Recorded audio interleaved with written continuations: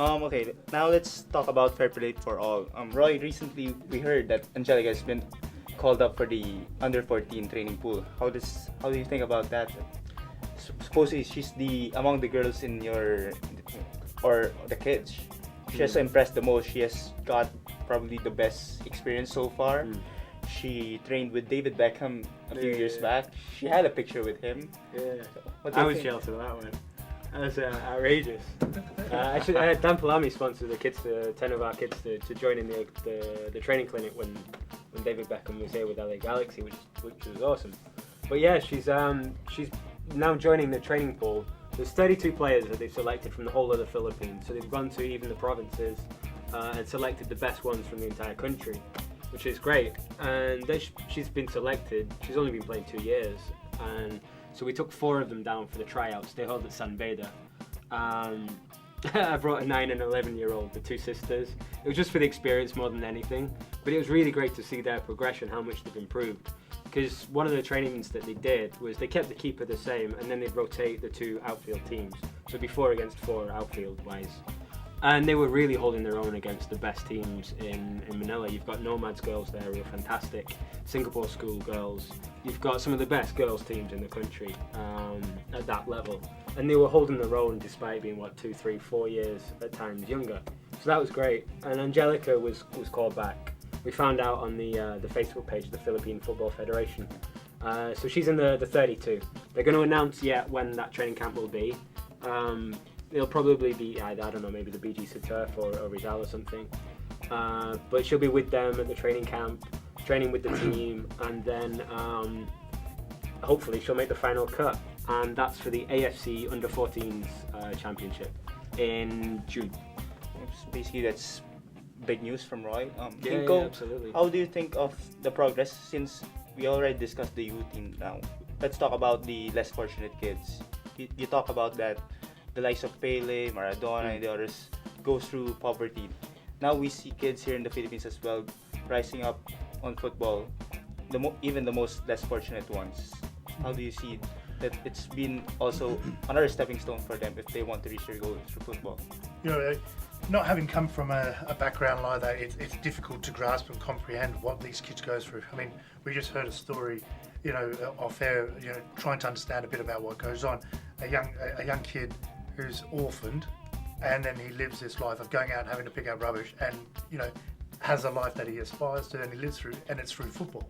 And some of the adversity that these kids must suffer, and that in itself must say, well, you know what, if I've got to go out and train an hour or 2, that can't be hard for me to do, and the support that, or the strength that they must have from everything else in that, I would love to have had, because when times are tough and you're testing yourself, and Brian would know, and you start doubting yourself and confidence and everything else, if you've gone through all of those sort of things, you go, you know what, this is a walk in the park. What Roy's doing, it boggles the mind, like coming from, well, where I've heard what they've made 8 pesos a day or something of that nature, and yet the time and the effort that goes through that, it's something that needs to be supported. And those countries around the world that have amazing teams have come from such poor backgrounds. The Brazilians and their favelas, the Argentinians who have lived on the streets and so on. This is obviously something that the Philippines can learn from. And going through such adversity, you cannot teach that, how to be strong internally. Coach, how about you? You played professional football in Scotland, even in England. Seeing the kids play here in the streets, in Payatas, how does it feel that they still also have a long way to go if they want to emulate what you have did?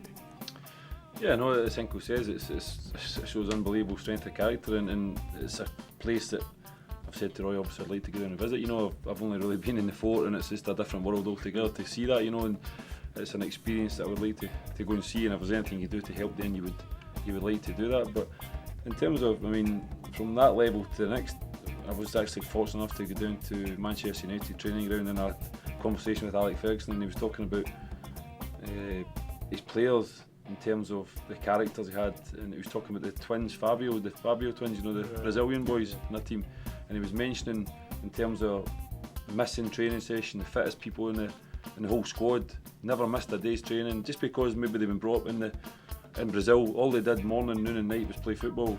darkness on the beaches, you know, and the strength of character they've got. As Hinkle says, 2 of our training station aims a walk in the park, you know, and that's that inner strength that they can get, you know, and some of the best footballers in the world, as we spoke about, are from the poverty, you know, so it's something that you would want to try and help them as much as you can and encourage them, and football is a thing that brings them joy, which is great for them. Speaking of that, this is a question I really been bugging to ask. What can be done to help, you know, the situation, not necessarily an individual child, but what's being done out there, you know, like I just can't comprehend, you know, dealing with that on a daily basis. You know, I deal with players all around the world, clubs all around the world, making ridiculous money, and they seem unsatisfied. You know, whereas I see this as a worthy, you know, investment of time or whatever it is, but have no idea what can be done to support what you guys are doing out there. For myself, the most important thing is sustainability with it. If you want to help a kid, you've got to look at the real long-term way out of poverty, the real way that's going to break that cycle. So for one of our projects, aside from the football team, Pyatos FC, we have a drop-in centre there. So the kids in the area, they go to there each day. For some of them, it's a break from work. It's a place for they can be kids. We have classes there, so we'll teach basic hygiene, nutrition, various different things. And we have a teacher who'll do their classes based on an alternative learning system. The kids are smart. They're capable kids. Some of the ones we sponsor are a top 4, top 5 in their class, and there's about 76 kids in their class. So it's a pretty good ratio, and they're doing really well. They've got a lot of good potential. Where's the funding and all that come from? How does this survive? A lot of our funding originally came from England. Naomi, who runs the charity with me, raised up a fair amount of sustainable support in England. Through the football, we've been really lucky to get a lot of funds also in the Philippines. So at the moment, from May the 1st, we'll be doubling the number of kids who are sponsored. Actually, one of the things I was doing today was going to the parents to talk to them about if they'd want their kids sponsored for their education. And the story I mentioned before of the 7-year-old who's jumping onto the trucks and doing that, he's one of the kids who'll be sponsored. So from May, he'll be sponsored as part of that. It's a real way to get them stopping work and back into school. Something we take for granted. Yeah, this is fantastic. The way that they're doing it, they're so excited about it as well. It was really cute to see their reactions. And that's 1,000 pesos a month. So if anyone's interested, you can get in touch at ffafoundation@gmail.com. That's our email address. Ask any questions you want. Be very happy to answer those, and we'll pass on any bank details and things from there. The girl, sorry to cut you off. Yeah. The girl that's made this under 14 side. What's the knock-on effect that's going to have to those kids that are currently, you know, in the foundation? Well, the other 3 girls that have joined, it's like, do I not get to join again? Because they're not used to it. It's the first tryout they've ever been to for national teams. But it's really a nice inspiration for the rest of them, because they're like, we can actually do something with this. Football is a way out of the situation. Angelica has massive potential. She's 12. She's only just turned 12 in December. And she's against 13, 14-year-olds and really holding her own. She's come from a lot of adversity herself. She only found out when she was 9 that her head was cracked open when she was 4 until she was 9. So there's a whole crazy amount of adversity that she's been through there. Fortunately, with MRI scans and various treatments, she's fine now.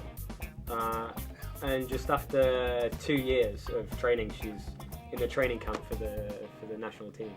There's huge potential there. The people are incredibly hardworking and creative. They have to be. So support-wise, with the drop-in centre, we assess what's happening with them. We assess the family situations. And for loving, caring families, we can sponsor the education of the family. There are cases of abuse, or if the orphans and there's no one else to take care of them, we can recommend them to a children's home. And we work with Craig Burrows' charity with that and refer them to his children's home, which is a nice setup. So we're like a halfway house with that. This year we'll also be starting urban farming, which is a real game changer in Pyatos, because nutrition's a huge problem there. Junk food's mostly available. You don't get much else there, because junk food, chips, crisps, all of it is cheaper than fruits and vegetables. You get soft drinks cheaper than water, based on without getting too political, it's all the international political economy, government subsidies. It's rich people making money off poor people, basically. Look out for my thesis on that one, actually. I'm doing my thesis on that. That should be fun. So we've got urban farming coming up, microfinance coming up. The long-term project, we want a futsal pitch so we can break down the trainings into their age groups, under 10s, under 12s, under 14s, have a girls training. Because I'm the only coach, I've got 40 kids on a basketball court twice a week. It's not enough training. And so our long-term project is that we can have classrooms at the side of the compound, huge urban farm. And that is going to be such a sustainable way because it's self-income generating. A huge way of addressing a lot of the serious underlying problems of it all. So again, if you do want to get involved with that, you can message us at ffaffoundation@gmail.com. Our Twitter's Fairplay for All @FairplayForAll, or just message me also. I think also following from that, I'll definitely be having a word with Coach and Dan. There's got to be ample opportunity to get the team down there, getting some sort of involvement in there, or the team coming up and maybe out of their environment for a day, or whatever they would actually normally be paid for that day. I'm sure we could come together so that they can get out of that situation for a day and see what it's like, to be in, what we would class as a normal life. That's definitely something we should look into, I would have thought. Definitely, yeah. It's not often speechless, so. Thanks very much, guys. That'd be really appreciated. And to wrap everything up, for more updates on us as well, Peters FC will let you know what happens with Angelica. Follow us at FTW Sports.